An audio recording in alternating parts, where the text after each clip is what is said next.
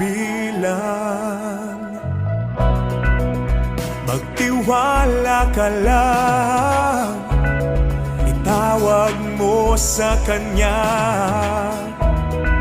Huwag kang mag-alala dahil nakikinig Siya. Huwag kang bibitaw, kumapit ka lang, huwag kang susuko. Ipaglaban mo ang katotohanan, ituloy ang laban. Huwag kang hihinto, ituloy ang takbo, huwag kang mapagod. Tayo ay maglalakbay sa daan ng buhay, kasama ang Diyos na lumalang.